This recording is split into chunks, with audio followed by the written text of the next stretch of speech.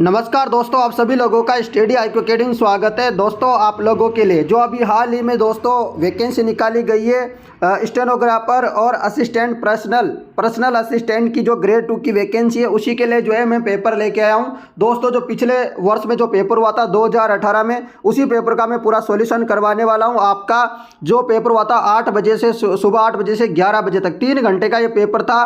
पूरा का पूरा सॉल्यूशन मैं करवाऊंगा और माइनस मार्किंग नहीं होती। सबसे बड़ी बात यह है कि इसमें कोई माइनस मार्किंग नहीं होती है, नेगेटिव मार्किंग नहीं होती है। 150 क्वेश्चन आते हैं, कितने नंबर के? 100 नंबर के। मैं पेपर फर्स्ट का सॉल्यूशन करवा रहा हूं अभी आप लोगों को, सेकंड पेपर का भी सॉल्यूशन करवाऊंगा, चिंता मत करो आप लोग, ठीक है। तो ये फर्स्ट पेपर का सॉल्यूशन है। इससे पहले भी जो पेपर हुए हैं 2018 से पहले, वो भी पेपर का सॉल्यूशन करवाऊंगा, सब करवाऊंगा दोस्तों। यानी कि स्टेनोग्राफर और असिस्टेंट पर्सनल ऑफिसर, यानी कि आपके शीघ्र लिपिक और आपके जो दोनों वैकेंसी है, दोनों के लिए मैं सॉल्यूशन करवाने वाला हूं। चलिए दोस्तों शुरू करते हैं, अब टाइम वेस्ट नहीं करेंगे। और ये पेपर कोड संख्या 101A जो पेपर फर्स्ट था उसी का पूरा सॉल्यूशन करवा रहा हूं मैं। चलिए शुरू करते हैं दोस्तों। ये रहा पहला क्वेश्चन, से यहाँ से शुरुआत करते हैं दोस्तों। तो ये लीजिएगा, आपके सामने पूरा का पूरा पेपर है, पार्ट ए जनरल नॉलेज, सामान्य ज्ञान का। तो चलिए देखते हैं। आप अंग्रेजी में भी पढ़ सकते हैं, अंग्रेजी वाले विद्यार्थी।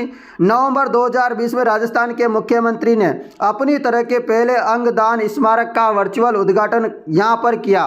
तो कहाँ पर किया है ये आप लोगों को बताना है। तो जवाब हो जाएगा आप सभी लोगों का, जयपुर में किया था दोस्तों अंगदान स्मारक का वर्चुअली उद्घाटन नवंबर 2020 में। अगले क्वेश्चन पे चलते हैं। अगला क्वेश्चन ये रहा आप लोगों के लिए। राजेंद्र कुमार भंडारी जो हाल ही में चर्चा में थे, किस पुरस्कार से विजेता बने थे दोस्तों? वो राजेंद्र कुमार भंडारी। तो इनका संबंध हो जाएगा सुभाष चंद्र बोस आपदा प्रबंध पुरस्कार 2021 से। अगला क्वेश्चन आप लोगों के लिए, यहाँ पर ये रहा क्वेश्चन है आप लोगों के लिए। आप अंग्रेजी का क्वेश्चन भी पढ़ सकते हैं साथ में। एक्सरसाइज डेजर्ट नाइट 21 भारत और फ्रांस के मध्य हवाई सैन्य अभ्यास का आयोजन जनवरी 2021 में किस स्थान पर हुआ था? तो किस स्थान पर हुआ था ये क्वेश्चन है। तो सारे क्वेश्चन आपके लिए बड़े इंपॉर्टेंट हो जाते हैं, यानी कि PYQ क्वेश्चन देखना बहुत जरूरी है आप लोगों के लिए यदि सिलेक्शन चाहिए तो जोधपुर इसका सही जवाब होगा। दोस्तों चलते हैं ऊपर से, फिर से ये चौथा क्वेश्चन। किस संस्था ने इंडिया इनोवेशन इंडेक्स का द्वितीय संस्करण जारी किया? किस संस्था ने इंडिया इनोवेशन इंडेक्स का द्वितीय संस्करण जारी किया? तो इसका जवाब हो जाएगा नीति आयोग ने। तो नीति आयोग ने, तो यह आपको याद रखना है।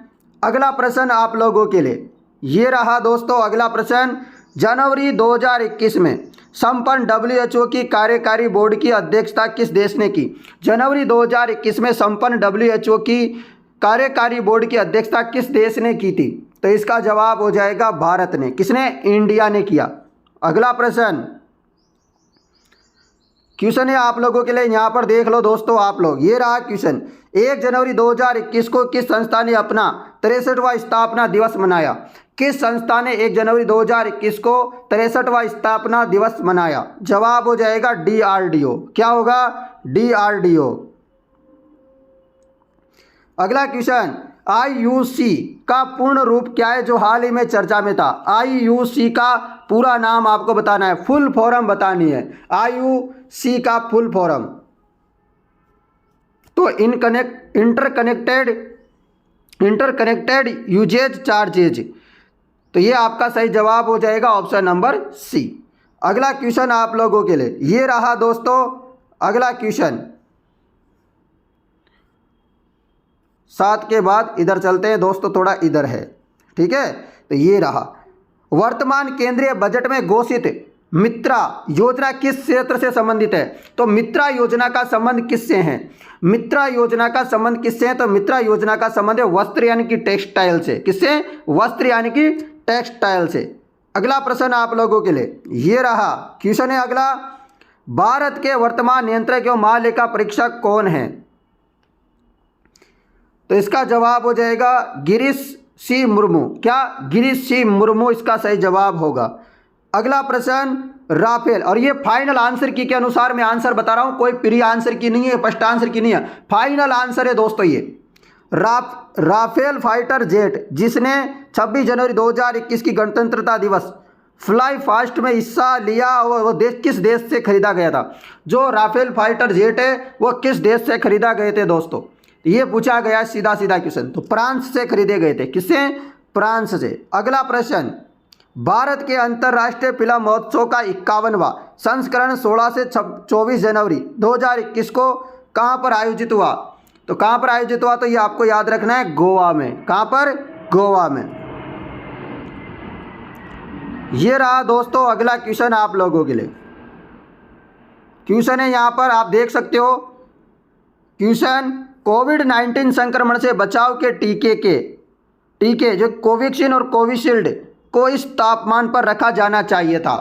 तो दोस्तों जो कोविड-19 की जो टीके आए थे उनको कितने तापमान पर रखा जाना आवश्यक था बताइए?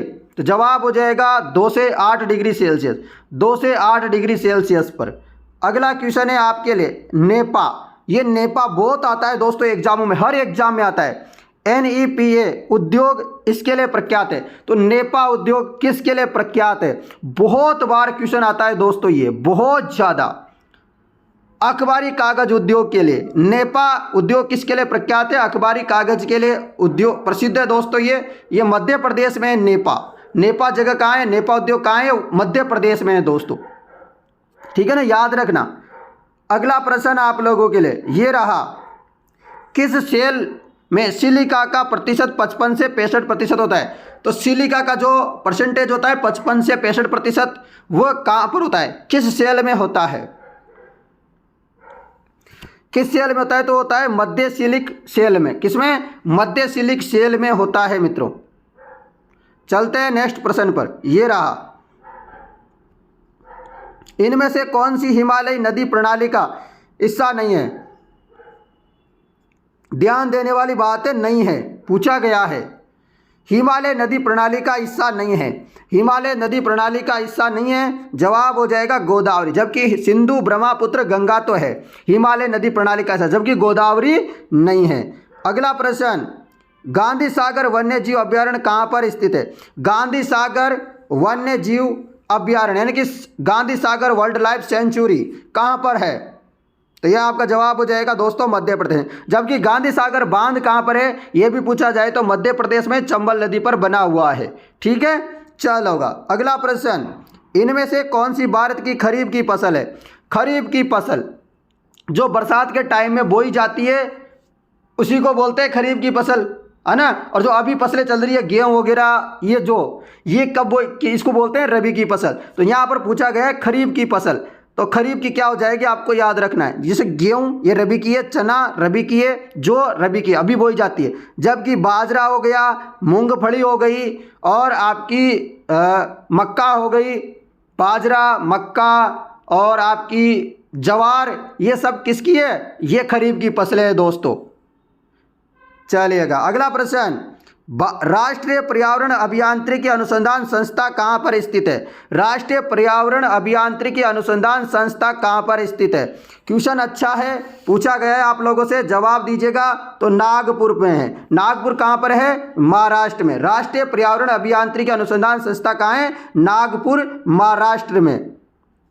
अगला प्रश्न, इनमें से कौन सा भारत का सबसे लंबा राष्ट्रीय राजमार्ग है? भारत का सबसे लंबा राष्ट्रीय राजमार्ग है NH44, NH44, ठीक है। चलो चलते हैं 20वें नंबर के क्वेश्चन की तरफ। ये रहा 20वें नंबर का क्वेश्चन, 1:50,000 के पैमाने पर एक नक्शे पर खींचा गया 1 सेंटीमीटर भूमि पर क्या प्रदर्शित करेगा?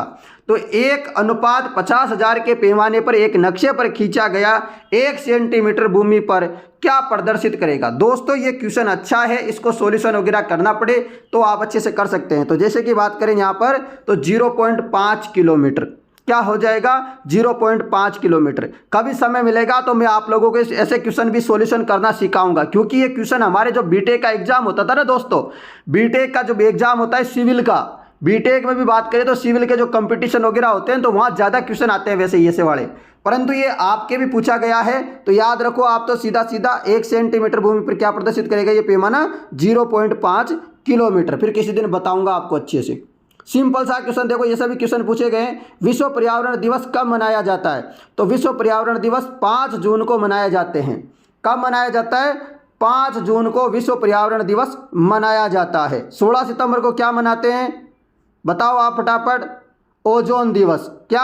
ओजोन। 21 और 22 को क्या मनाते हैं वो भी बता देना आप। निम्न में से भारत का सबसे शुष्क स्थान कौन सा है? तो सबसे शुष्क स्थान तो यहाँ पर है नहीं कोई, तो यहाँ पर आपसे पूछा गया जैसलमेर। सबसे शुष्क स्थान कौन सा है? तो आपका जैसलमेर सही जवाब हो जाएगा निम्न में से। ठीक है, अगला प्रश्न, निम्न में से कौन सा राज्य नर्मदा बेसिन का हिस्सा नहीं है? नर्मदा बेसिन का हिस्सा नहीं है, कौन सा राज्य है जो नर्मदा बेसिन का हिस्सा नहीं है? क्वेश्चन बड़ा इंपॉर्टेंट है। राजस्थान नहीं है, नर्मदा बेसिन कहीं दिखी आपको? नहीं दिखी, तो राजस्थान होगा। मध्य प्रदेश भी है, महाराष्ट्र भी है, गुजरात भी है, तो नहीं पूछा है तो नहीं में अपना राजस्थान आ जाएगा। चलो अगला प्रश्न ये रहा आप लोगों के लिए।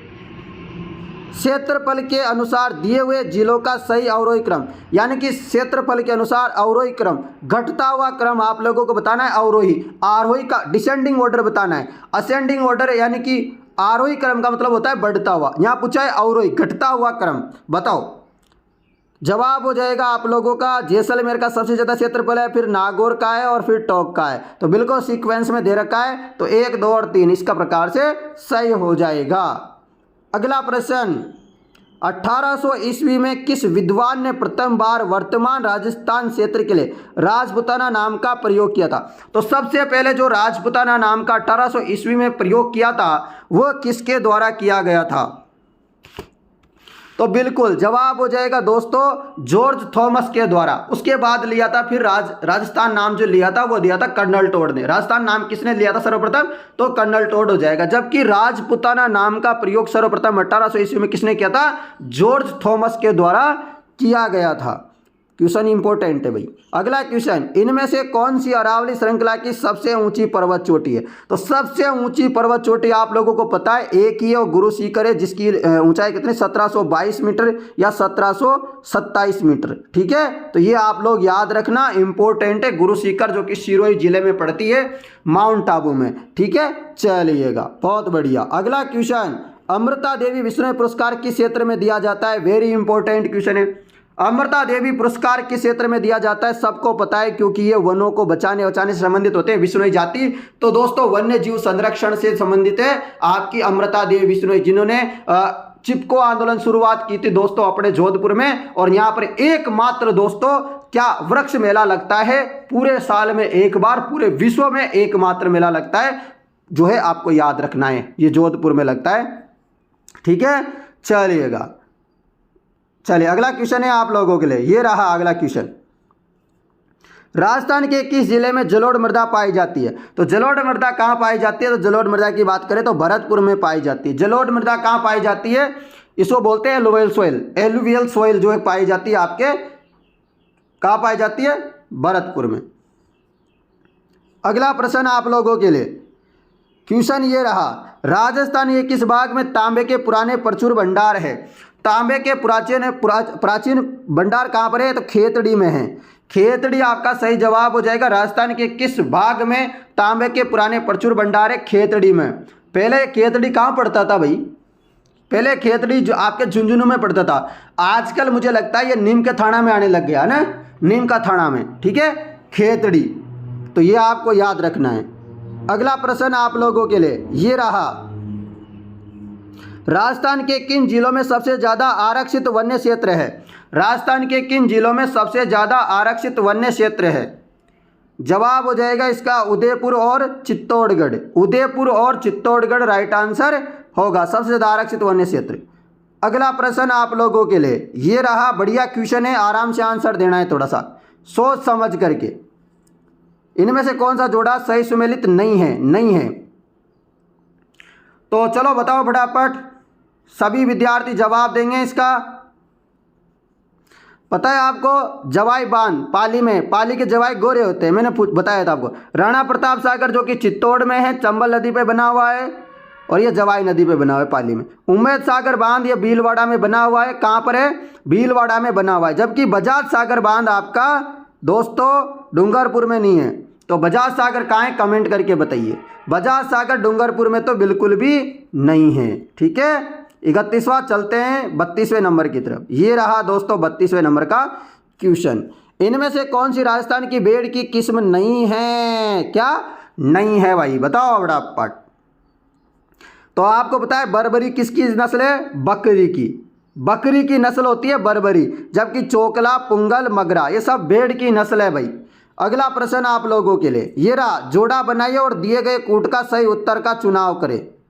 जोड़ा बनाइए और दिए गए उत्तर का सही चुनाव करें। बताओ आप लोग। पक्षी अभ्यारण्य, पक्षी अभ्यारण्य केवलादेव घना पक्षी विहार भरतपुर में है। कहाँ है? भरतपुर में है दोस्तों, याद रखना। उसके बाद बाघ परियोजना, बाघ परियोजना रणथंभौर सवाई माधोपुर में है। बाघ परियोजना सवाई माधोपुर। काला हिरण अभ्यारण्य ये ताल छापर चूरू में है। कहाँ? ताल छापर चूरू में है मित्रों। इस प्रकार अपना ऑप्शन नंबर डी सही हो जाएगा। वेरी इंपॉर्टेंट सारे के सारे क्वेश्चन।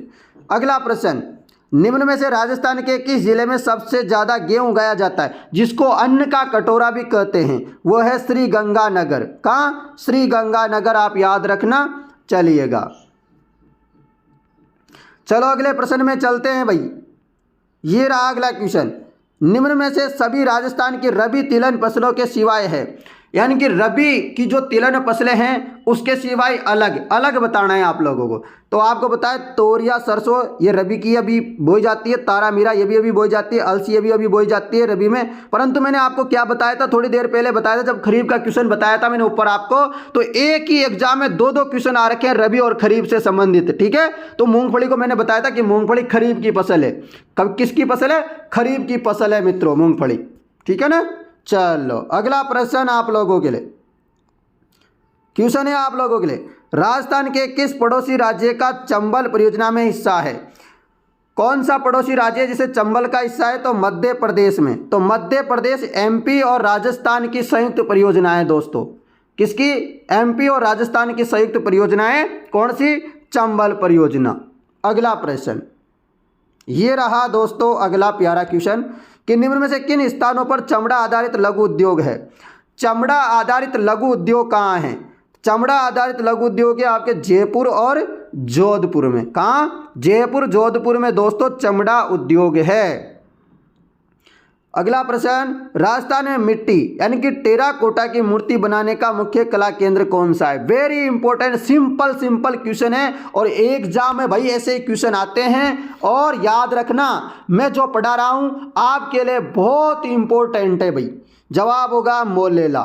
मोलेला स्थान पर दोस्तों मिट्टी यानी कि टेराकोटा की मूर्तियां बनाई जाती है मोलेला स्थान पर। Very important. चलिए 39वें क्वेश्चन पे ले चलता हूं आपको, सीधा मुलाकात करवाता हूं। ये रहा, वर्तमान में राजस्थान में कौन सी संस्था उद्योगों के लिए मूलभूत सुविधाएं मुहैया कराती है?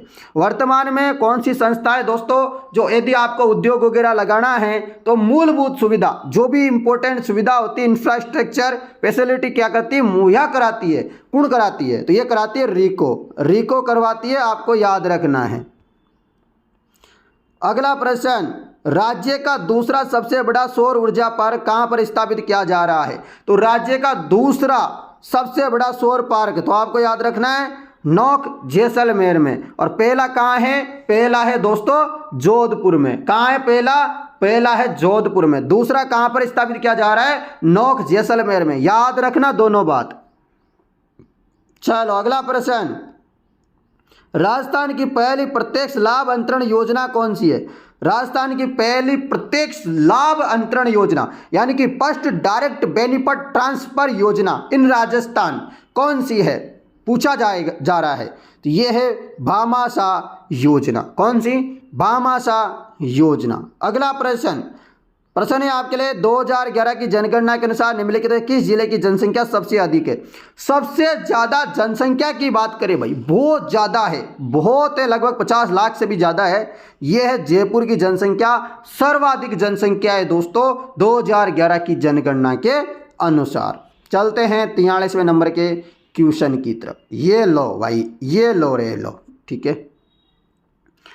निम्न में से राजस्थान की किस पहाड़ी किले को यूनेस्को की विश्व धरोहर सूची में शामिल नहीं किया गया? क्या नहीं किया गया। तो मैंने आपको बताया था, आपको किसी दिन चीकू, मैंने पहले जो पढ़ाए थे आपको चीकू, गाजर और आम, ये ट्रिक बताई थी आपको। इससे याद रख सकते हो कि 6 पहाड़ी दुर्गों को शामिल किया गया है, चीकू, गाजर, आम। तो चीपोर चित्तौड़गढ़, कूपोर कुंभलगढ़। तो चित्तौड़गढ़ दिख रहा है यहाँ पर, कुंभलगढ़ भी दिख रहा है, गापोर नहीं दिख रहा, गागरोन।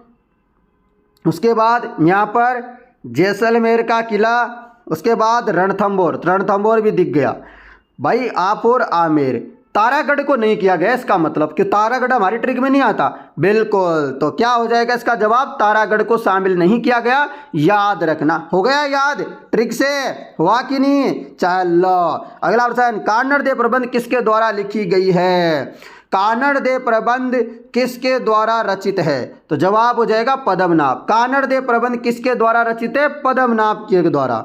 अगला प्रश्न आप लोगों के लिए, चलिए दोस्तों, इसमें खाटू श्याम जी का, रामदेव जी का, पुष्कर का मेला, तो सबकी जय बोलो भाई। निम्नलिखित वैसे कौन से मेले और उनके मनाने के जो महीने हैं वो आपको बताना है। तो सबको पता है दोस्तों, बिल्कुल बता देना भाई, है ना, कंजूसी नहीं करना। तो आपको पता है खाटू श्याम जी का मेला लगता है, नहीं है वो पूछा है। खाटू श्याम जी का फागुन में मेला लगता है, सही बात है। पुष्कर का मेला कार्तिक पूर्णिमा को लगता है, जबकि बाबा रामदेव जी का मेला श्रावण में तो कतई नहीं लगता है। बाबा रामदेव जी का कब लगता है, भादवा में लगता है रे भाई। कब लगता है, भादवा में लगता है, श्रावण में नहीं लगता है। चलो चलते हैं सीधे 46वें नंबर के क्वेश्चन की तरफ, लीजिएगा। ये आ गया क्वेश्चन, निम्न में से राज्य का कौन सा लोक नृत्य प्रसिद्ध तौर पर स्नेक चार्मर डांस से जाना जाता है।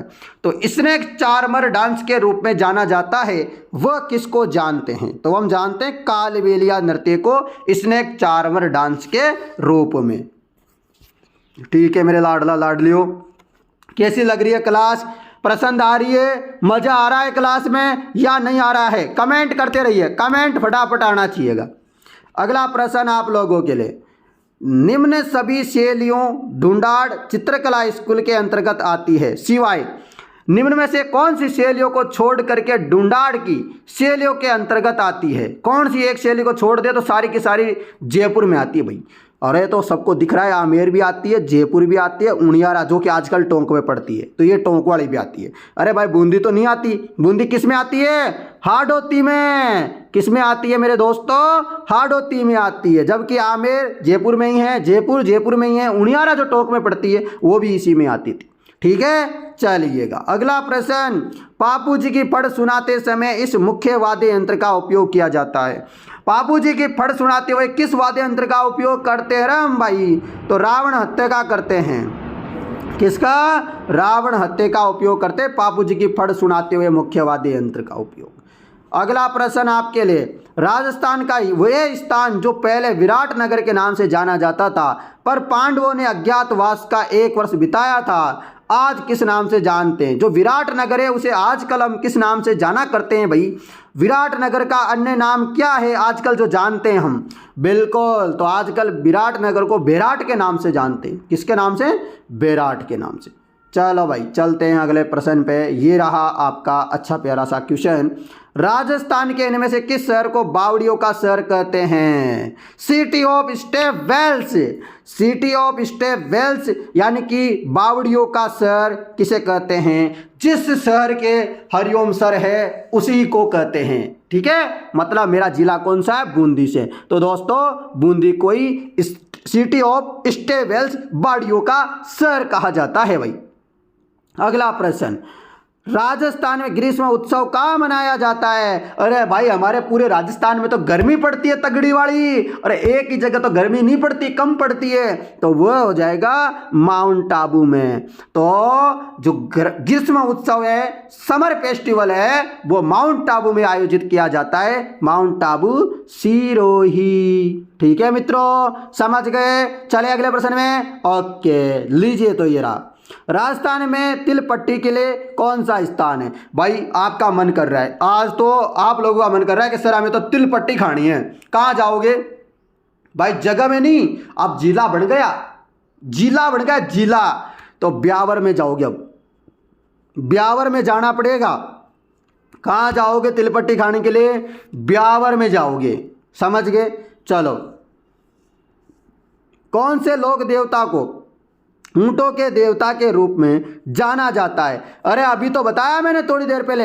अरे एक ही एग्जाम में दो दो तीन तीन क्वेश्चन आ रहे, एक ही देवता को लेकर के, एक ही जिले को लेकर के। सोचो सोचो दोस्तों, मैं जो बता रहा हूं वही आ रहा है। तो पापू जी हो जाएगा। क्या होगा रे मेरे दोस्तों? पापू जी हो जाएगा। पापू जी होगा कि नहीं होगा ना? बिल्कुल। चलिएगा, ये रायका जाति रेबारी जाति के आराध्य देवता भी है। पंडित जसराज गायकी से संबंधित है। पंडित जसराज जी का संबंध किससे है? ख्याल गायक थे। पंडित जसराज ख्याल गायकी से संबंधित है। चलो चलते हैं 55वें नंबर के क्वेश्चन में। ये आ गया आपका 55 का नंबर का क्वेश्चन। ये लो, जवाहर कला केंद्र राजस्थान में कहाँ है? अरे भाई जवाहर कला केंद्र, आप कभी अजमेरी गेट में जाओ तो वहाँ आपको बड़ा सारा एक जो है म्यूजियम टाइप का दिखाई देगा, वहीं बोलते हैं उसी को। ठीक है, गए हो कभी? जयपुर में है जवाहर कला केंद्र, समझ गए। चलो थोड़ा थोड़ा जयपुर में, आज राजस्थान में घूम लिया करो, 2-4 क्वेश्चन याद हो जाएंगे वैसे ही। उदयपुर, भीलवाड़ा, चित्तौड़गढ़ में कौन सी बोली ज़्यादातर बोली जाती है?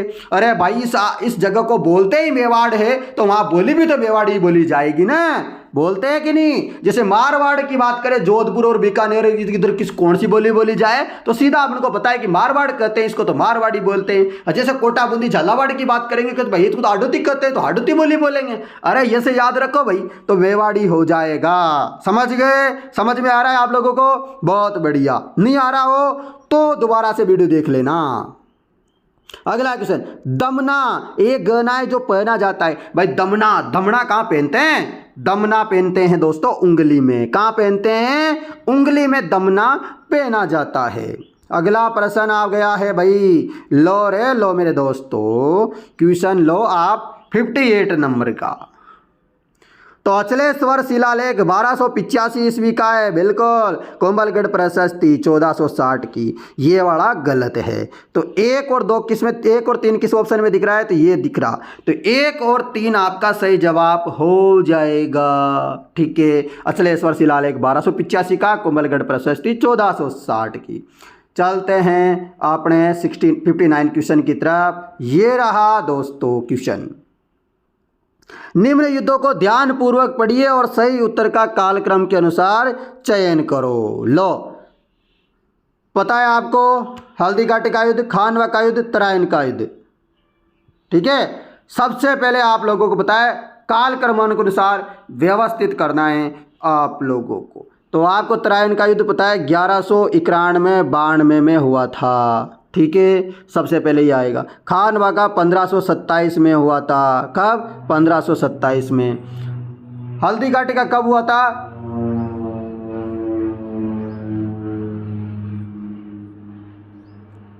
कब हुआ था दोस्तों? 1576 कुछ, मेरे को थोड़ा सा याद नहीं आ रहा, थोड़ा सा भूल रहा हूँ, परंतु ये इनके बाद हुआ था, दोनों के बाद। ठीक है, तो मैं आ जाएगा याद तो मैं बता दूंगा बाद में ना।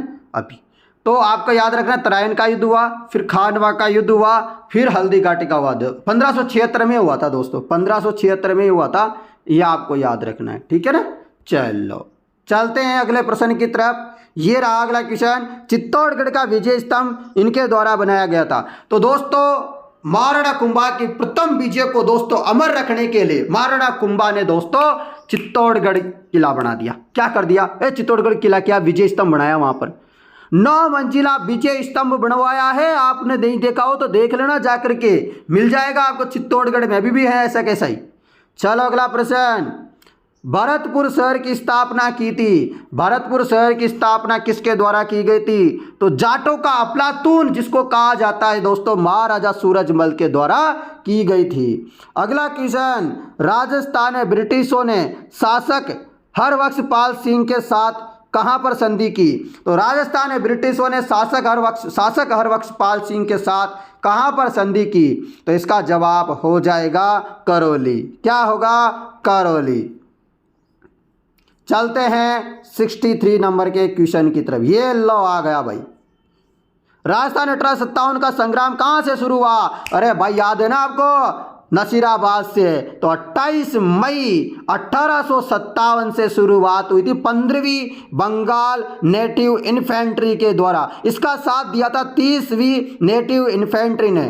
ठीक है, तो ये भी आप याद रखना, 15वीं नेटिव इन्फेंट्री के द्वारा यहां संग्राम किया गया था दोस्तों नसीराबाद अजमेर में।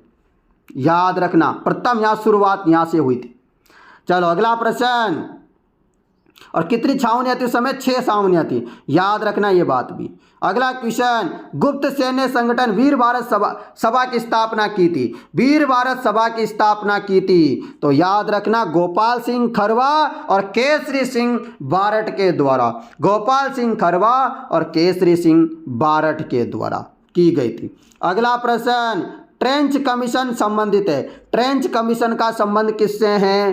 ट्रेंच कमीशन का संबंध है बेंगू के किसान भाइयों से। बेंगू के किसान आंदोलन से संबंधित है दोस्तों ट्रेंच कमीशन का। याद रखना, ट्रेंच कमीशन का संबंध बेंगू किसान आंदोलन से है। अगला प्रश्न आप लोगों के लिए ये रहा। अगला क्वेश्चन, लो भाई लो ये लो। राजस्थान ने भील और ग्रासिया लोगों को संगठित करने के लिए संप सभा की स्थापना की थी। संप सभा की स्थापना की थी, आपने देखा होगा गोविंदगिरी। दोस्तों मैंने एक कल क्वेश्चन बताया था, इनको बोलते हैं बावजी। क्या बोलते हैं इनको? बावजी। इनको बावजी कहते हैं आदिवासी। याद रखना, इन्होंने एक ही आंदोलन की शुरुआत की थी मोतीलाल तेवजावत जी ने।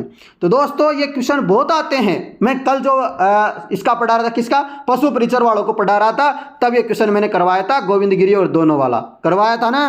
तो याद रखना, संप सभा की स्थापना गोविंदगिरी ने की थी 1883 में। ठीक है, चलो अगला प्रश्न, राजस्थान दिवस कब मनाया जाता है? राजस्थान दिवस कब मनाया जाता है? 30 मार्च को। कब से मनाया जा रहा है? 30 मार्च 1949 से, जब दोस्तों वल्लभ भाई पंत हमारे राजस्थान में आए और 4 बड़ी बड़ी रियासतों को मिलाकर के चौथा चरण चल रहा था। तब इन्होंने बोला कि राजस्थान का निर्माण हो गया है पूरा लगभग, और इसी दिन से आज अपन तो राजस्थान दिवस मनाना शुरू कर दो। तो 30 मार्च 1949 से राजस्थान दिवस मनाया जा रहा है लगातार। ठीक है, उद्घाटन करने कौन आए थे? वल्लभ भाई पटेल। ठीक है, चलो अगला प्रश्न आप लोगों के लिए 68वां नंबर का। लो भाई 68वें नंबर का क्वेश्चन आ गया। तो निम्नलिखित प्रजामंडलों का विचार कीजिए और इनका कालक्रम आपको बताना है। तो सबसे पहले आपको बताया जयपुर, फिर आपका हो जाएगा किशनगढ़ और फिर बांसवाड़ा। ठीक है, तो याद रखो 3, 1 और 2 किस ऑप्शन में? ये रहा 3, 1, 2। ठीक है ना। चलो अगले प्रश्न में चलते हैं भाई। ये रहा अगला क्वेश्चन, राजस्थान का एकीकरण कितने चरणों में हुआ? तो राजस्थान का एकीकरण आपको पता है 7 चरणों में हुआ। कितने चरणों में? 7 चरणों में हुआ। ये लो 7 चरण हो गया कंप्लीट। 1 नवंबर 1956 को पूरा हो गया, पूरा एकदम। ठीक है, चलो अगला प्रश्न, कु संबंधित है। कु का संबंध किससे है? कु का संबंध है भील जनजातियों के जो घर होते हैं ना दोस्तों, हाउस ऑफ भील ट्राइब्स।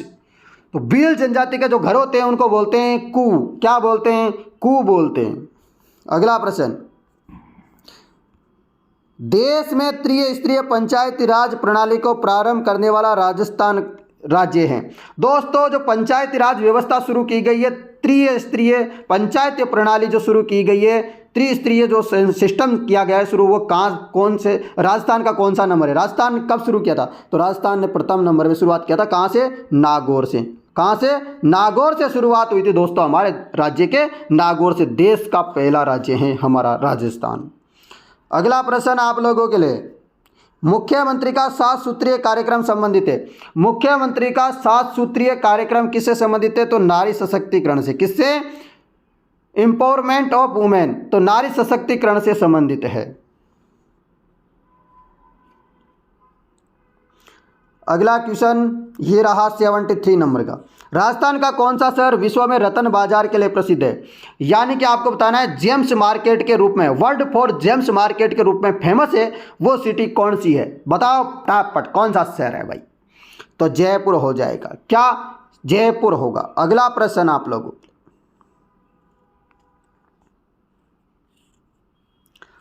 आपका 74वें नंबर का क्वेश्चन है, बताओ थोड़ा सा कृपया करके कोशिश करो आ जाए तो।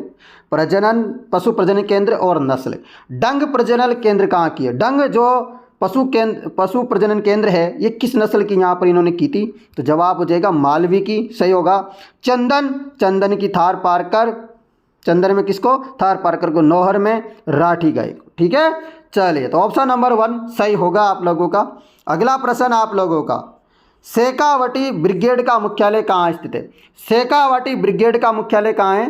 झुंझुनू में। कहाँ है शेखावटी ब्रिगेड का मुख्यालय? झुंझुनू में। तो दोस्तों अभी तक तो हमारे 75 क्वेश्चन हुए हैं, अभी 75 क्वेश्चन और है दोस्तों। पूरा का पूरा पेपर में 150 के 150 क्वेश्चन अभी सॉल्यूशन करवाऊंगा, तभी दोस्तों सांस खाने वाला हूं आज मैं कसम खा के आया हूं कि मेरे जो प्यारे प्यारे मित्र हैं उन सभी के लिए मैं जो है कमी नहीं छोड़ने वाला। मैं उनका पूरा का पूरा पेपर सॉल्यूशन करवा के रहूंगा, चाहे कच्ची भी हो जाए आज। ठीक है दोस्तों, तैयार हो आप लोग? पूरे पेपर देख के जाना। ठीक है, चलते हैं अगले प्रश्न की तरफ। लीजिए दोस्तों, आपका क्वेश्चन आ चुका है। ब्रह्मांड में सबसे प्रचुर तत्व है। ब्रह्मांड में सबसे प्रचुर तत्व कौन सा है? तो ब्रह्मांड में सबसे प्रचुर तत्व है हाइड्रोजन। क्या है? हाइड्रोजन ब्रह्मांड में सबसे प्रचुर मात्रा में तत्व है, आपको याद रखना है हाइड्रोजन। चलते हैं अगले प्रश्न की तरफ। ये रहा अगला प्रश्न आपके लिए। दोस्तों सारे के सारे क्वेश्चन इंपॉर्टेंट है आपके लिए। ऐसे मत सोचना कि सर हम तो स्टेनोग्राफर के हैं तो हम स्टेनोग्राफर के लिए ही काम आएंगे, क्या ये? नहीं दोस्तों, आप पशु परिचर की कर रहे हो, एलडीसी की कर रहे हो या किसी और भर्ती परीक्षा की तैयारी कर रहे हो तो काम आएंगे, चाहे सीईटी का हो चाहे किसी का भी काम आएगा, सबके काम आएगा। ऐसा मत सोचना कि सर हम तो स्टेनोग्राफर के तो बस हमारे लिए मजा आ गया ना, सबके काम आएगा। आप और भी एग्जाम दोगे ना भाई तो आपके और में भी काम आएगा। तत्व के गुण किसके द्वारा निर्धारित किए जाते हैं? तत्व के गुण किसके द्वारा निर्धारित किए जाते हैं? जवाब हो जाएगा परमाणु क्रमांक, एटॉमिक नंबर। ठीक है, परमाणु क्रमांक एटॉमिक नंबर के द्वारा निर्धारित किया जाता है। तत्व के गुण किसके द्वारा निर्धारित करते हैं? परमाणु क्रमांक एटॉमिक नंबर के द्वारा। अगला प्रश्न, वातावरण में सबसे अधिक मात्रा में मौजूद है। वातावरण में तत्व की बात करें तो आपका हाइड्रोजन हो जाएगा। यहाँ पर बात करें वातावरण में सबसे अधिक मौजूद तत्व, वो तो मैंने बताया था, उनमें नाइट्रोजन वगैरह नहीं थी, ऑप्शन में नहीं था ना, नाइट्रोजन ऑप्शन में नहीं था, इसलिए वहाँ हाइड्रोजन हो गया था। तो आपका क्या हो जाएगा यहाँ पर? नाइट्रोजन। ऊपर क्या था ऑप्शन में? देखो यहाँ ऑक्सीजन है, हाइड्रोजन है, कार्बन डाइऑक्साइड, सिलिकॉन है, तो इसमें से हाइड्रोजन होगा। ठीक है, बात कर रहे हैं वातावरण सबसे अधिक ब्रह्मांड में तो कौन सा है? हाइड्रोजन। जबकि वातावरण की बात करें तो element present largest amount of atmosphere, atmosphere की बात करें तो नाइट्रोजन। समझ गए? समझ गए? दोनों क्वेश्चनों में अंतर है। पूरे ब्रह्मांड की बात करें आसमान की तो वहाँ हाइड्रोजन ज़्यादा है। ठीक है, समझ गए? नाइट्रोजन हमारे पास वातावरण में ज़्यादा है। समझ गए? इंपॉर्टेंट है, दोनों क्वेश्चन बहुत डाउट वाले हैं। निम्नलिखित में से कौन सा एक शुद्ध पदार्थ है जो 2 या 2 से अधिक प्रकार के परमाणु या तत्वों से बना होता है? 2 या 2 से अधिक प्रकार के परमाणु के तत्वों से बना होता है, उसे क्या कहते हैं? तो उसको कहते हैं यौगिक। क्या कहते हैं? कंपाउंड कहते हैं उसको। क्या कहते हैं? यौगिक कहते हैं। मिश्रण नहीं कहेंगे भाई, मिक्सर नहीं कहेंगे, कंपाउंड कहेंगे। कोई कंपाउंड बनेगा 2 या 2 से अधिक, 2 या 2 से अधिक, जैसे कि आपने देखा होगा H2O, तो ये क्या है? कंपाउंड है, यौगिक है भाई। ठीक है ना, कोई मिश्रण नहीं है। समझ गए बात को? समझ गए? चलिएगा अगला प्रश्न, निम्न में से कौन सा एक प्रकार का परमाणु से बना शुद्ध पदार्थ है? परमाणु से बना शुद्ध पदार्थ आपको बताना है। परमाणु से बना शुद्ध पदार्थ क्या हो जाएगा? तत्व।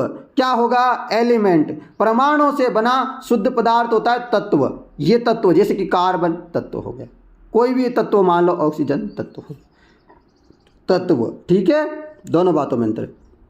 निम्नलिखित में से कौन सा एक यौगिक का सबसे छोटा भाग जिसके गुण यौगिक के समान हैं? चलो जवाब दो फटाफट। जवाब हो जाएगा अणु। क्या हो जाएगा? मॉलिक्यूल्स। निम्नलिखित में कौन सा एक यौगिक का सबसे छोटा भाग है जिनके गुण यौगिक के समान है? जिनके गुण क्या है? यौगिक के समान है, उसको बोलेंगे अणु। चलो अगले प्रश्न 82 नंबर में चलते हैं। ये रहा, H2O और APS किसका प्रतिनिधित्व करते हैं? किसका प्रतिनिधित्व करते हैं भाई? तो मैंने अभी हाल ही में बताया था आपको कंपाउंड। अभी मैंने एग्जांपल भी दिया था आपको कि H2O जैसे APS हो गया, फेरस सल्फाइड। तो ये सब किसके उदाहरण है? ये कि यौगिक के उदाहरण है, जैसे कि CO2 हो गया, ये सब किसके उदाहरण है? यौगिक के उदाहरण है, कंपाउंड के उदाहरण है भाई। जैसे कि बात करें, अभी अणु पूछा था तो अणु बोलेंगे जैसे O2 हो गया, एक ही प्रकार के तत्व है, जैसे H2 हो गया तो उसको एक ही प्रकार का तत्व तो उसे अणु बोलेंगे। समझ गए बात को? आइए क्या समझ में घुस गई दिमाग में? चलो चलते हैं अगले प्रश्न में। निम्न में से कौन सा एक मिश्रण है? मिश्रण किसको बोलते हैं? तो फिर सर मिश्रण किसको बोलते हैं भाई? बताओ बताओ बताओ बताओ फटाफट। तो आयरन सल्फाइड। तो आयरन सल्फाइड को क्या बोलेंगे? मिश्रण बोलेंगे। आयरन सल्फाइड को बोलेंगे मिश्रण। ठीक है, चलो अगला प्रश्न।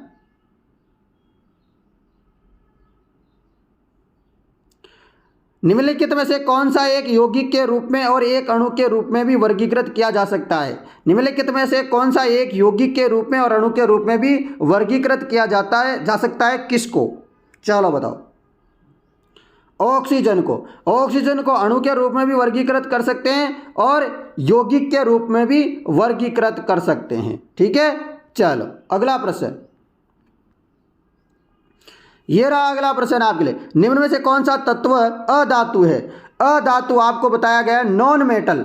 अधातु आपसे पूछा गया है मित्रों, अधातु। तो अधातु हो जाएगा कार्बन। कार्बन क्या होता है? अधातु होता है, जबकि लोहा, सोना, जिंक ये जो है अधातु नहीं होते, धातु होते हैं। अगला प्रश्न आप लोगों के लिए ये रहा। कक्ष तापमान पर दूध के खट्टा होने में शामिल है।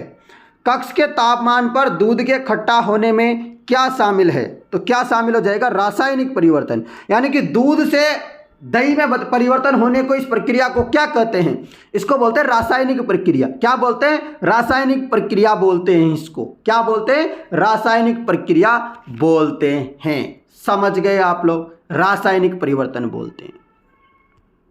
बड़ा बार बार में क्वेश्चन आता है रासायनिक परिवर्तन और भौतिक परिवर्तन वाला भाई। अगला प्रश्न, किस प्रकार के परिवर्तन में एक नया पदार्थ बनता है? नया पदार्थ किस प्रकार के परिवर्तन में बनता है? तो रासायनिक परिवर्तन होता है तो उसमें नया पदार्थ बनता है, जबकि भौतिक परिवर्तन होता है तो सेम पदार्थ बनता है, कोई उसकी जो है किसी प्रकार के गुण वगैरह परिवर्तन नहीं होते। जैसे कि लकड़ी है, लकड़ी को आप बुर्रादे में कर दो, लकड़ी को बुर्रादा बना दो, लकड़ी से क्या करो? लकड़ी से बुर्रादा बना दो, तो वो तो भी क्या रहेगा? भौतिक परिवर्तन रहेगा। उसमें कोई चेंजेस नहीं हुआ है, उसकी कोई रिएक्शन नहीं हुई है ना। रासायनिक परिवर्तन जैसे दूध का दही बदलना, खट्टा हो जाना, उसी प्रकार से और भी बहुत सारे एग्जाम्पल आपके हैं। जैसे कि आपके लकड़ी है, उसको जल जाता है तो उससे राख बन जाती है, तो वो क्या हो गया? एक रासायनिक परिवर्तन हो गया। समझ गए बात को? समझ में आ रही है आपको बात? चलो आ रही है तो बढ़िया है, नहीं आ रही तो दोस्तों रट लो, पर ये इंपॉर्टेंट है।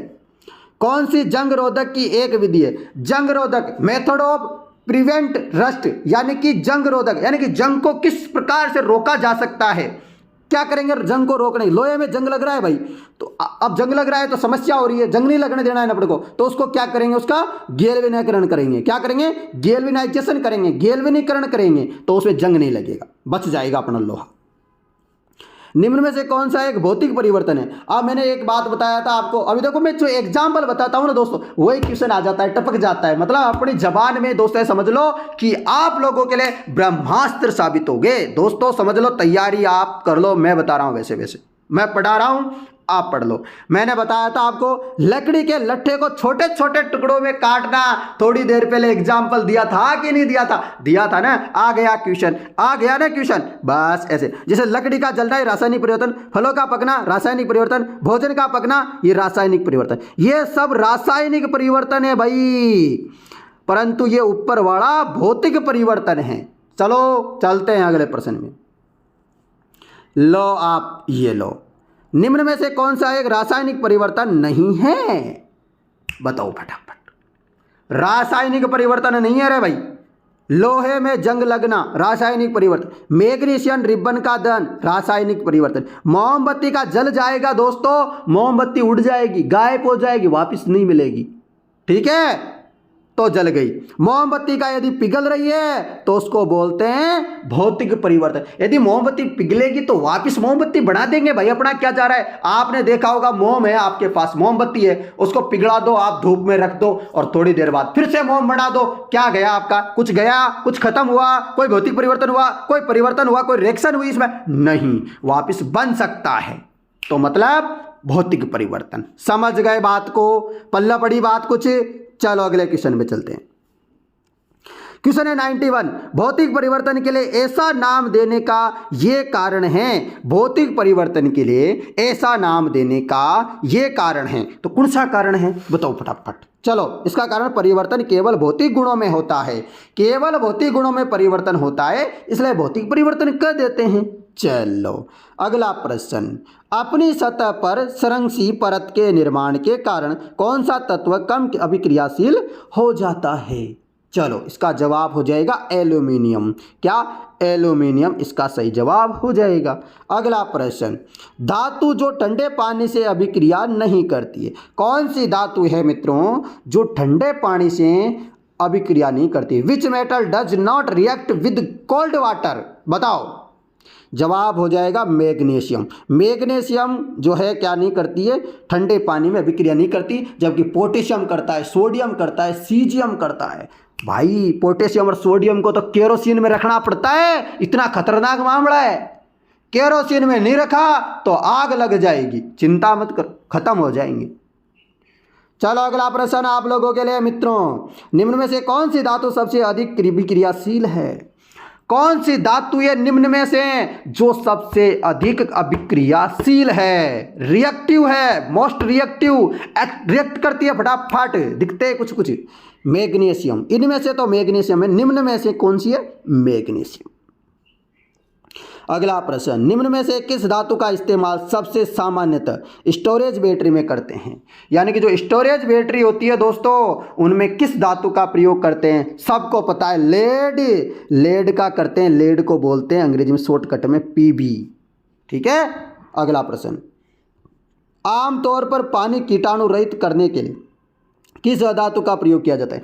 आपने देखा होगा दोस्तों, बड़ी बड़ी टंकियां होती है आपके गांवों में, शहरों में, जहां भी आप रूम लेके रह रहे होंगे, जहां से पढ़ाई कर रहे होंगे, उसमें डाला जाता है। क्या डालते हैं उसमें? क्लोरीन डालते हैं। क्या डालते हैं? क्लोरीन डालते हैं। आपने देखा होगा आपके जब टंकी में पानी आता है तो वाइट वाइट सा जम जाता है नीचे, वो क्या होता है? क्लोरीन होता है।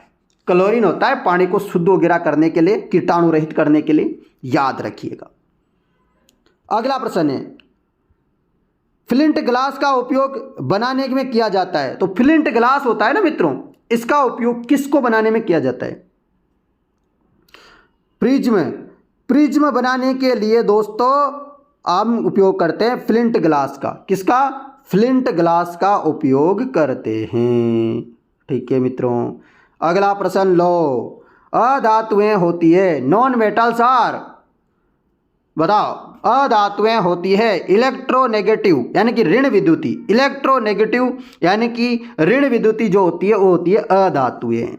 अगला प्रश्न, फिनोफ्थिलीन क्षारीय माध्यम में घोल को रंग में बदल देता है। फिनोफ्थिलीन क्षारीय माध्यम में घोल को कौन से रंग में बदल देता है?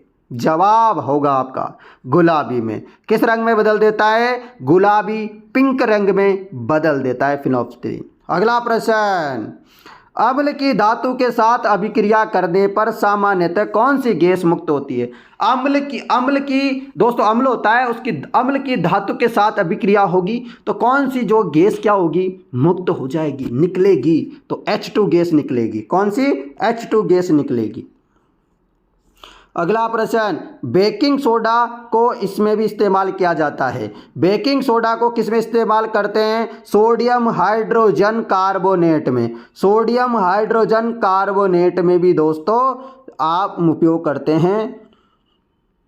सोडियम हाइड्रोजन कार्बोनेट में baking soda is also known, अरे मतलब जाना जाता है। बेकिंग सोडा को अन्य किस नाम से जानते हैं? तो सोडियम बाइकार्बोनेट के नाम से जानते हैं, इसी को बोलते हैं सोडियम हाइड्रोजन कार्बोनेट। तो इस नाम से जानते हैं, हम जानते हैं कि नहीं जानते बेकिंग सोडा को? चलो बहुत बढ़िया, चलते हैं अगले प्रश्न की तरफ। ये रहा अगला प्रश्न, प्लास्टर ऑफ पेरिस, जिसको बोलते हैं हम शॉर्टकट में पीओपी, प्लास्टर ऑफ पेरिस। यदि हाथ पांव टूट जाए तो उसकी हड्डियों को जोड़ने के लिए जो प्लास्टर बांधा जाता है ना, प्लास्टर ऑफ पेरिस से ही बांधा जाता है, जो प्लास्टर को बांध देते हैं। तो प्लास्टर ऑफ पेरिस का जो है सूत्र क्या है, जिप्सम का। ये जिप्सम ही होता है वैसे, पर जिप्सम में क्या करते हैं, थोड़ा सा क्या करते हैं, निर्जलीकरण। निर्जलीकरण मतलब उसमें थोड़ा सा आग लगा देते, थोड़ा सा अच्छा लगा देते हैं, मतलब गर्म करते हैं उसको। तो उसका जो दो अणु होते हैं जड़ के, उसमें से कट के कितना रह जाता है, 1/2 H2O। इसको बोलते हैं हेमीहाइड्रेट। आपसे पूछा जा सकता है 1/2 H2O को क्या बोलते हैं, तो हेमीहाइड्रेट बोला जाते हैं इसको। तो इसका सूत्र याद रखो, ये रहा CaSO4, CaSO4 0.1/2 H2O। ये क्या है, ये सूत्र है दोस्तों आपके प्लास्टर ऑफ पेरिस पीओपी का। ठीक है, पीओपी की फुल फॉर्म आए तो प्लास्टर ऑफ पेरिस याद रखना, क्वेश्चन है इंपॉर्टेंट भाई। निम्न में से कौन सा एक प्रबल एसिड है, प्रबल एसिड है, स्ट्रॉन्ग एसिड है, पूछा गया है आप लोगों से। क्वेश्चन आता है, बहुत बार आया है भाई, बहुत बार क्वेश्चन आया है, बहुत बार आया है, याद रखना इंपॉर्टेंट। HN क्या होगा भाई, इसका जवाब दो। तो जवाब क्या होगा, फटाफट आंसर आना चाहिए। 1 मिनट रुक जाओ भाई, है ना, 1 मिनट। तो जवाब हो जाएगा HBr। HBr ये क्या है, प्रबल एसिड है।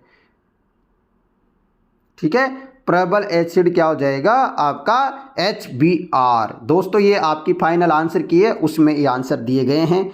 चलिए अगला प्रश्न, ब्लीचिंग पाउडर का इस्तेमाल नहीं होता है। ब्लीचिंग पाउडर का इस्तेमाल नहीं होता है खाद्य चीज़ों में परीक्षण करने के रूप में, जबकि कागज उद्योग में होता है, पेयजल को कीटाणु रहित करने के लिए होता है, क्लोरोफॉर्म बनाने में किया जाता है। परंतु दोस्तों पेयजल को, इस खाद्य चीज़ों को परीक्षण करने के रूप में ब्लीचिंग पाउडर का इस्तेमाल नहीं करते हैं। अगला प्रश्न,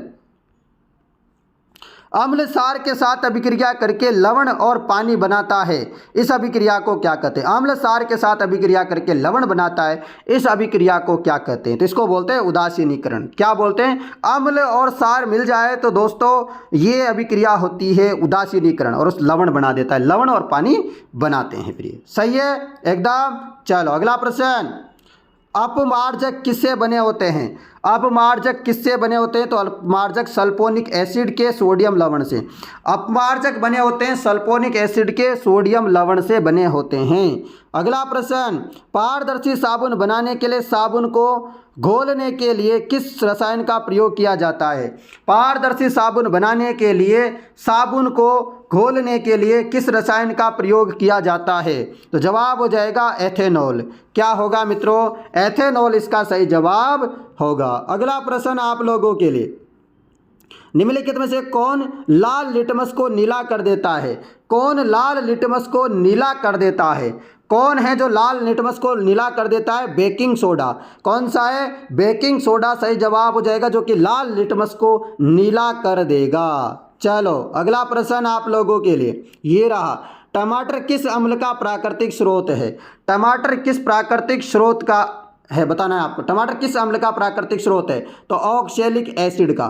टमाटर किस अम्ल का प्राकृतिक स्रोत है, तो ऑक्सैलिक एसिड का प्राकृतिक स्रोत है टमाटर। अगला प्रश्न, लेंस का उपयोग करके दीर्घ दृष्टि दोष को ठीक किया जा सकता है। लेंस का उपयोग करके दीर्घ दृष्टि दोष को ठीक किया जा सकता है, तो जवाब हो जाएगा उत्तल लेंस से।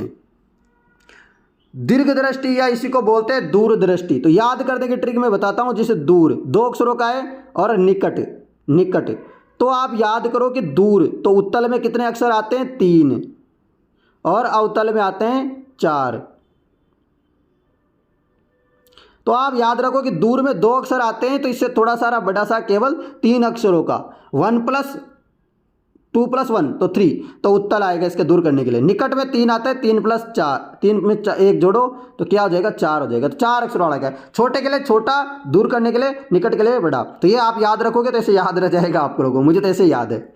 अगला प्रश्न, जब सफ़ेद प्रकाश प्रिज्म में से पारित होता है, जब सफ़ेद प्रकाश प्रिज्म से प्रिज्म में से प्रकाश पारित होता है तो वह रंगों में विभाजित होता है। यानी कि सफ़ेद कोई प्रकाश है वो प्रिज्म में होकर निकल रहा है तो वो कितने रंगों में बदल जाएगा, क्या कितने रंगों में बदलेगा भाई, तो वो बदल जाएगा 7 रंगों में। 7 रंगों में। ऐसे याद रखने की ट्रिक है विबग्योर, विबग्योर, ठीक है। अगला प्रश्न आपके लिए ये रहा, प्रकाश के परावर्तन के नियम के अनुसार निम्न में से कौन सा सही है। प्रकाश के परावर्तन के नियम के अनुसार कौन सा सही है, तो आपतन कोण और परावर्तन कोण।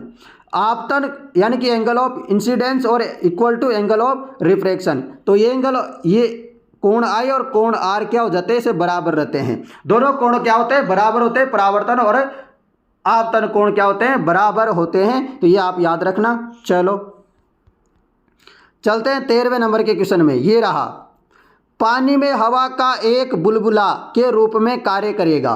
पानी में हवा का एक बुलबुला किसके रूप में कार्य करेगा, तो ये कार्य करेगा अवतल लेंस के रूप में। पानी में हवा का एक बुलबुला अवतल लेंस के रूप में कार्य करेगा। अगला प्रश्न, सरल सूक्ष्मदर्शक यंत्र में उपयोग किया जाने वाला लेंस है। सरल सूक्ष्मदर्शक यंत्र में उपयोग किया जाने वाला लेंस कौन सा है, तो वो हो जाएगा उत्तल। सरल सूक्ष्मदर्शक यंत्र में उपयोग किया जाने वाला लेंस है उत्तल लेंस। अगला प्रश्न आपके लिए, मानव आँख वस्तुओं को देखने के लिए प्रकाश का उपयोग करती है और उसकी संरचना है। मानव आँख वस्तुओं को देखने के लिए प्रकाश का उपयोग करती है, उसकी संरचना है। जवाब होगा लेंस। अगला प्रश्न आप लोगों के लिए ये रहा, आँख का कौन सा हिस्सा पुतली के आकार को नियंत्रित करता है। आँख का ऐसा कौन सा हिस्सा है मित्रों जो आपकी पुतली के आकार को क्या करता है, नियंत्रित करता है। चलो जवाब दो, तो आइरिस होता है। क्या होता है, आइरिस होता है। जो आपके पुतले के आकार को नियंत्रित करता है आइरिस होता है। अगला प्रश्न आपके लिए, मानव आँख की रेटिना पर बना प्रतिबिंब होता है। मानव की आँख पर बना प्रतिबिंब होता है। मानव आँख की रेटिना पर बना प्रतिबिंब होता है। दोस्तों आँख से संबंधित ज़्यादा क्वेश्चन आते हैं आपके एग्जाम में, तो ये याद करना, आँख वाले क्वेश्चन जरूर पढ़ लेना। तो आँख पर बना प्रतिबिंब होता है वास्तविक और उल्टा। जो अपना रेटिना होता है फिर इसको सुलटा करता है, ठीक है। तो वास्तविक और उल्टा होता है मानव आँख की रेटिना पर बना प्रतिबिंब। तो क्या होता है, वास्तविक और उल्टा। याद रखना, इंपॉर्टेंट है। वास्तविक उल्टा, वास्तविक उल्टा 2-3 बार बोलोगे तो याद हो जाएगा। अगला प्रश्न, जब सफ़ेद प्रकाश का पुंज कांच के प्रिज्म पर गिरता है तो प्रकाश का रंग जो कम से कम विचलित होता है। तो मैंने अभी आपको बताया था ये कोई प्रिज्म है, यहाँ से कोई प्रकाश जाता है, ये ऐसे 7 रंगों में बढ़ जाता है। तो विबग्योर, तो विबग्योर तो ऊपर वायलेट, नीचे नीचे रेड। तो अब इनमें से आप थोड़ा ध्यान लगाओ, थोड़ा दिमाग लगाओ और मुझे बताओ सबसे कम विचलित होता है। तो ये जो रेड होता है ना, ये सबसे कम विचलित होता है, और जो आपका बैंगनी होता है ये सबसे ज़्यादा विचलित होता है। ये क्या होता है, ये ज़्यादा विचलित होता है, और ये सबसे कम विचलित होता है। ठीक है, याद रखना भाई, इंपॉर्टेंट है। चलो अगला प्रश्न, एक सामान्य आंख के लिए सुस्पष्ट दृष्टि कम से कम कितनी होती है। यानी कि आंख के क्वेश्चन भाई, आंख के क्वेश्चन और प्रिज्म के क्वेश्चन मतलब रट लो किसी भी एग्जाम के लिए ब्रह्मास्त्र होंगे। सामान्य आंख के लिए सुस्पष्ट मतलब साफ साफ दिखाई जाए वो दूरी कितनी होती है, तो होती है 25 सेंटीमीटर। कितनी होती है, 25 सेंटीमीटर। चलो भाई, चलो अगले प्रश्न में चलते हैं। लेंस की पावर इकाई क्या होती है। अरे ये क्वेश्चन भी सिंपल है भाई, डायोप्टर। लेंस की पावर इकाई, unit of power of lens, dioptre. चलो अगला प्रश्न ये रहा, विद्युत फिटिंग में तारों को भूसंपर्कीय किया जाता है क्योंकि आपने देखा होगा आपके घर पे लाइट आ रही, बिजली आ रही है, ठीक है, एक तार जो है धरती के अंदर भेज देते हैं, धरती मतलब भूगर्भ में भेज देते हैं। आखिरकार क्यों भेजते हैं भाई, हैं क्या काम पड़ गया, धरती में से कोई लाइट आती है क्या, नहीं आती ना, क्यों करते हैं बताओ। शॉर्ट सर्किट के मामले में विद्युत प्रवाह पृथ्वी में चला जाए, यानी कि शॉर्ट सर्किट हो कभी अपने घर में तो अपने कोई समस्या नहीं हो, अपने टीवी भी नहीं फूके, अपना मोबाइल नहीं जले, इसलिए हम क्या करते हैं, एक तार नीचे जमीन में घुसा देते ताकि आए तो नीचे चला जाए। ठीक है, समझ गए बात। शॉर्ट सर्किट के मामले में विद्युत प्रवाह पृथ्वी में चला जाता है। चलो अगला प्रश्न, एक फ्यूज तार की क्या विशेषता होती है? एक फ्यूज तार की विशेषता होती है उच्च प्रतिरोधक और कम गलनांक। एक जो फ्यूज तार होता है दोस्तों, फ्यूज तार होता है जो क्या होता है, आपने फ्यूज तार बांधा होगा, घर पे भी लगा हुआ होगा, आपके घर पे फ्यूज तो लगा होगा, सबके लगा होता है। ऐसे मत बोलना कि सर हमारे पे घर पे नहीं लग रहा है, लगा होता है। आपको देखा नहीं होगा आप लोगों ने, पर लगा होता है। तो उसमें क्या होता है, प्रतिरोध। जो प्रतिरोध तो होता है वो ज़्यादा होता है, उच्च प्रतिरोधक। गलनांक होता है ना मित्रों, जो गलनांक होता है कम। जैसे ही कोई ज़्यादा लाइट आ जाएगी, ज़्यादा पावर की आ जाएगी, तो आपका घर के जो टीवी, फ्रिज, कूलर, आपका मोबाइल, चार्जर वार्जर नहीं जले। इसलिए क्या होता है, ये जो फटाक देने से जल जाता है। गलनांक कम होता है, ज़्यादा लाइट वगैरह आती है तो, कोई समस्या होती है तो, और आपका सब कुछ बच जाता है। कुछ ऐसा ही होता है ना, बस। तो याद रखो भाई, मैं ऐसे समझा रहा हूँ ना, वैसे मैं इसलिए समझा रहा हूँ क्योंकि मैं साइंस का स्टूडेंट हूँ। पहली बात, जीके में इसलिए पढ़ा लेता हूँ क्योंकि मैंने जीके में बहुत कुछ 5 साल तक का एक्सपीरियंस है, अनअकैडमी में पढ़ाया हुआ है 5 साल तक, इसलिए मैं जीके में भी आपको पढ़ा देता हूँ। चिंता मत करो आप लोग, मैथ और रीजनिंग भी आती है अपने को। क्वेश्चन है अगला, इलेक्ट्रिक मोटर्स में विद्युत धारा का प्रवाह शामिल होता है। इलेक्ट्रिक मोटर्स में विद्युत धारा का प्रवाह शामिल होता है, तो जवाब हो जाएगा चुंबकीय, मैग्नेटिक। इलेक्ट्रिक मोटर में विद्युत धारा का प्रवाह होता है चुंबकीय। अगला प्रश्न, इनमें से विद्युत धारा की एसआई मात्रक क्या है? विद्युत धारा की, इलेक्ट्रिक करंट की इकाई क्या है, यूनिट क्या है? एम्पियर है। क्या है? एम्पियर है मित्रों। ठीक है, चलो अगला प्रश्न ये रहा, एक सेल में विभवांतर किस इकाई से मापा जाता है? कोई एक सेल है, potential difference across a cell is measured. तो इसका आपको बताना है कि विभवांतर, एक सेल में विभवांतर किस इकाई से मापेंगे? चलो बताओ मुझे। तो ओल्ट में मापेंगे। किसमें? ओल्ट में मापते हैं दोस्तों विभवांतर को। अगला प्रश्न ये रहा, विद्युत विभव है। विद्युत विभव क्या है? सदिश, अदिश, न तो अदिश न सदिश, कभी अदिश कभी सदिश, क्या है भाई? तो ये एक अदिश राशि होती है, स्केलर क्वांटिटी होती है विद्युत विभव। क्या होती है? स्केलर क्वांटिटी, यानी कि अदिश राशि होती है जिसमें दिशा का ज्ञान नहीं होता है। क्या? दिशा का ज्ञान नहीं होता है। अगला प्रश्न, विद्युत आवेश के प्रवाह की दर को निम्न में से के रूप में जाना जाता है? विद्युत आवेश के प्रवाह की दर को निम्न में से किस रूप में जाना जाता है? जवाब हो जाएगा विद्युत धारा के रूप में, इलेक्ट्रिक करंट के रूप में। विद्युत आवेश के प्रवाह को, विद्युत आवेश के प्रवाह को, दर को किस रूप में जाना जाता है, मापते हैं? तो जवाब हो जाएगा विद्युत धारा। अगला प्रश्न, विद्युत धारा को मापने के लिए इस्तेमाल किया जाने वाला उपकरण। विद्युत धारा को मापने का यंत्र कौन सा होता है? तो ए मीटर होता है। क्या होता है? ए मीटर। विद्युत धारा को मापने का यंत्र जो होता है उसको बोलते हैं ए मीटर। अगला प्रश्न, विभवांतर का दूसरा नाम क्या है? विभवांतर का दूसरा नाम होता है वोल्टेज। विभवांतर का दूसरा नाम है वोल्टेज। इंपॉर्टेंट लगा लेना, नया टर्म है। विभवांतर का दूसरा नाम है वोल्टेज। अगला क्वेश्चन, मानव मस्तिष्क का सबसे बड़ा भाग होता है। मानव मस्तिष्क का सबसे बड़ा भाग होता है प्रमस्तिष्क, सेरेब्रम। प्रमस्तिष्क, इसी को अंग्रेजी में बोलते हैं सेरेब्रम। मानव मस्तिष्क का सबसे बड़ा भाग होता है प्रमस्तिष्क, सेरेब्रम। अगला प्रश्न, मानव में स्मृति से संबंधित मस्तिष्क का भाग है, यानी कि ब्रेन में जो है, ब्रेन आपको बताना है, मानव में स्मृति से संबंधित मस्तिष्क का भाग है। Part of brain involves with memory in the human age. तो आपको जवाब देना है भाई, इसका जवाब हो जाएगा प्रमस्तिष्क, सेरेब्रम। मानव स्मृति का मस्तिष्क में जो भाग है वो है प्रमस्तिष्क। इंपॉर्टेंट है प्रमस्तिष्क, तो भाई बार बार में आता है। अगला प्रश्न आप लोगों के लिए, स्तनपायी में दूध उत्पादन को उद्दीपित करने वाले हार्मोन को किस नाम से जानते हैं? स्तनपायी जो भी होते हैं जिसमें दूध उत्पादित को उद्दीपित करने के लिए हार्मोन को किस नाम से जानते हैं? तो बताओ। इसका एक यदि इंजेक्शन वगैरह भी दे दो आप, गाय भैंस वगैरह किसी को, तो दूध ज़्यादा आ जाता है ना। प्रोलैक्टिन। क्या होते हैं इसको, क्या बोलते हैं? Prolactin hormone. अगला प्रश्न ये रहा, अगला प्रश्न आपके लिए, यदि रक्त में शर्करा का स्तर बढ़ जाता है तो किस हार्मोन का स्त्राव होता है? अभी थोड़े दिन पहले जाकर के मैं भी चेक करवा के आया था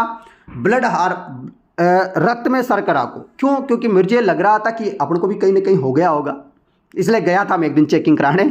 तो एक तो जांच करी बिना खाना खाए, भूखा पेट में गया सुबह सुबह जयपुरिया हॉस्पिटल में। फिर 1-2 घंटे बाद फिर बुलाया भाई खून निकालने के लिए। 2 घंटे बाद फिर जांच करवा गया, नॉर्मल आया अपना सब कुछ सिस्टम, कुछ नहीं दिक्कत है ना एकदम। तो इंसुलिन की जो है हार्मोन का स्त्राव ज़्यादा हो जाता है, तो ये आप लोग याद रखना, मेरे अंदर नहीं है ऐसे समझ लो। अगला प्रश्न है, निम्नलिखित में से कौन सी संक्रामक बीमारी नहीं है?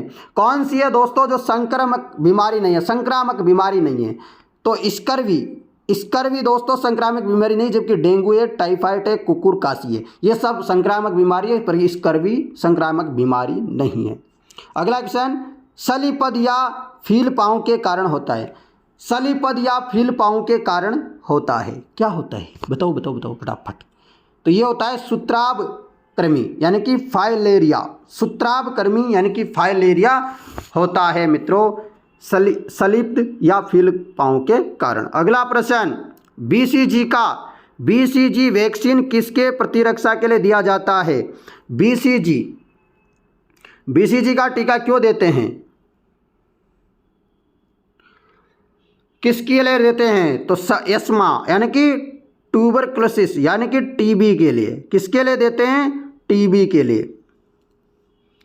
बीसीजी का टीका वैक्सीन जो दी जाती है वो टीबी के लिए दी जाती है भाई, टीबी के बचाव के लिए। अगला प्रश्न आप लोगों के लिए ये रहा, पीसी कल्चर किसके पालन के और उत्पादन से संबंधित है? मैंने आप लोगों ने देखा होगा, तो मैंने जब मेरा चैनल है दूसरा उसमें मैंने पढ़ाया था दोस्तों साइंस के क्वेश्चन, तो उसमें पीसी कल्चर, फ्लोरिकल्चर, सारे कल्चर बताए थे मैंने, है ना। जितने भी आपके कल्चर है, जितने भी आपके अध्ययन से संबंधित है, वो सारे क्वेश्चन करवा चुका हूं मैं। तो मछलियों के उत्पादन से संबंधित है पीसी कल्चर, इसको एक्वा कल्चर के नाम से भी जानते हैं। कभी कभी आपका क्वेश्चन आ सकता है कि एक्वा कल्चर किसे कहते हैं, एक्वा कल्चर पूछे या पीसी कल्चर पूछे, याद रखना मछली उत्पादन से संबंधित है।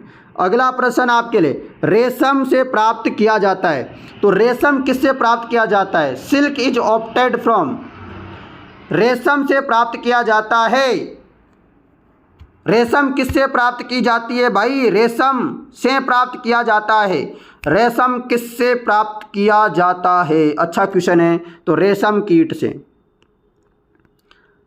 अगला प्रश्न आप लोगों के लिए ये रहा, जैविक अपशिष्ट को खाद में बदलने के लिए केंचुओं का उपयोग किया जाता है, प्रक्रिया में किया जाता है, इसको क्या बोलते हैं? दोस्तों ये क्वेश्चन आपके अभी जूनियर अकाउंटेंट में आया था। किस में आया था? जूनियर अकाउंटेंट में पूरा का सेम टू सेम क्वेश्चन आया था, ये सेम क्वेश्चन आया था, एक भी ऑप्शन भी चेंज नहीं थे भाई, एक क्वेश्चन आया था अभी। तो उसको बोलते हैं वर्मी कंपोस्ट, क्या बोलेंगे उसको? वर्मी कंपोस्टिंग, ठीक है, आया था ना ये हाँ, ये और ऑप्शन अलग थे, ये ऑप्शन अलग थे, पर ये सेम क्वेश्चन ऑप्शन था, वर्मी कंपोस्टिंग बोलेंगे उसको। अगला प्रश्न आप लोगों के लिए, फाइर से प्राप्त किया जाता है, कायर से प्राप्त किया जाता है, कायर से प्राप्त किया जाता है, कायर से प्राप्त किया जाता है नारियल फाइबर, कायर से प्राप्त किया जाता है नारियल फाइबर। अगला प्रश्न आप लोगों के लिए, बिजली पैदा करने के लिए विशाल तरंगों के पास कौन सी ऊर्जा है? बिजली पैदा करने के लिए विशाल तरंगों के पास कौन सी ऊर्जा है? गतिज ऊर्जा, काइनेटिक एनर्जी, काइनेटिक एनर्जी है दोस्तों। किसके पास? बिजली पैदा करने के लिए विशाल तरंगों के पास काइनेटिक एनर्जी है। अगला प्रश्न, वह उपकरण जो सौर ऊर्जा और विद्युत में परिवर्तन करता है, वह उपकरण जो सौर ऊर्जा को विद्युत ऊर्जा में परिवर्तन करता है, जो सूर्य की ऊर्जा है दोस्तों, सूर्य का जो प्रकाश है उसको विद्युत ऊर्जा में परिवर्तन करता है, उसको हम क्या कहते हैं? तो उसको बोलते हैं सौर सेल बोलते हैं। क्या बोलेंगे? सौर सेल बोलते हैं।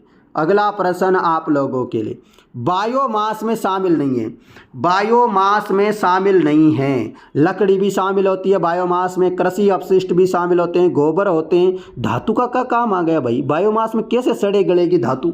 धातु सड़ेगी भी नहीं, गलेगी भी नहीं, तो बायोमास में शामिल नहीं किया जाता है धातु को, जब लकड़ी, कृषि अपशिष्ट, गोबर को किया जाता है। अगला प्रश्न, मेंडल द्वारा अध्ययन किए गए एक मोनोहाइब्रिड क्रॉस के F2 फेनोटाइप का अनुपात है। क्रॉस के F2 फेनोटाइप का अनुपात कितना है? तो इसका जवाब हो जाएगा 3:1। 3:1। अगला प्रश्न, पत्तियों पर पड़ने वाले सूर्य प्रकाश की ऊर्जा का कितना प्रतिशत पादपों द्वारा खाद्य ऊर्जा में परिवर्तन किया जाता है? जल्दी से जवाब दो। 1। कितना प्रतिशत पादपों द्वारा खाद्य ऊर्जा में परिवर्तन किया जाता है? 1%। अगला प्रश्न आप लोगों के लिए ये रहा, क्वेश्चन ये रहा, बायोमास शब्द ज़्यादातर संदर्भित है। बायोमास शब्द ज़्यादातर संदर्भित है कार्बनिक पदार्थ से, ऑर्गेनिक मैटर से संबंधित है बायोमास शब्द ज़्यादातर संदर्भित। ठीक है। अगला प्रश्न, पारिस्थितिकी तंत्र की सबसे छोटी इकाई। पारिस्थितिकी तंत्र की सबसे छोटी इकाई कौन सी है? पारिस्थितिकी तंत्र की सबसे छोटी इकाई है जीवमंडल, बायोस्फीयर। जीवमंडल यानी कि बायोस्फीयर पारिस्थितिकी तंत्र की सबसे छोटी इकाई है जीवमंडल यानी कि बायोस्फीयर। अगला प्रश्न आप लोगों के लिए ये रहा, पारिस्थितिकी तंत्र के समुच्चय को कहा जाता है। पारिस्थितिकी तंत्र के यानी कि the set of ecosystem is called, the set of ecosystem is called. पारिस्थितिकी तंत्र के समुच्चय को क्या कहा जाता है? Set of ecosystem is called. बताइए फटाफट। जवाब होगा जीवोम कहा जाता है यानी कि बायोमी, जियोम कहा जाता है। क्या कहा जाता है? इकोसिस्टम के सेट को जियोम कहते हैं, जियोम। अगला प्रश्न आपके लिए, कोशिका विभाजन के समय केंद्र के अंदर दृश्यमान डीएनए थ्रेड है। कोशिका विभाजन के समय केंद्र के अंदर दृश्यमान डीएनए है। क्या है? गुणसूत्र। क्या है मित्रों? गुणसूत्र, क्रोमोसोम्स। अगला प्रश्न, मनुष्य में ऑटोसोम्स के जोड़े होते हैं। मनुष्य में human have pairs of autosomes. कितने पेयर होते हैं? बताओ कितने कितने जोड़े होते हैं? 22 होते हैं। कितने होते हैं? 22 होते हैं मित्रों। समझ गए? आ गया समझ में कि नहीं आ रहा है समझ में? बात आ गई समझ में? ये सारा जो क्वेश्चन बताया मैंने फाइनल आंसर की के अनुसार आप लोगों को बता दिया है। आशा करता हूँ मित्रों, विश्वास दिलाता हूँ आप लोगों को कि जो इसका पार्ट पेपर 2 है उसमें जो हिंदी वगैरह के क्वेश्चन है वो भी मैं करवाने की पूरी कोशिश करूँगा। और ये था शीघ्र लिपिक यानी कि आपके स्टेनोग्राफर और पर्सनल असिस्टेंट ग्रेड 2, इन दोनों के लिए बहुत इम्पोर्टेंट रहने वाला है ये पेपर। समझ लो आप लोगों के लिए जो तैयारी है उसका मैंने आधार बता दिया कि किस प्रकार से आपको तैयारी करनी है, किस प्रकार के क्वेश्चन ज़्यादा पूछे जाते हैं, क्या आता है, और भी मैं कट ऑफ वगैरह हर जानकारी आपको उपलब्ध करवाऊंगा, पूरा डाटा आपको उपलब्ध कराऊंगा। चिंता मत करो, बस आप इस वीडियो को शेयर कर दो। धन्यवाद मित्रों।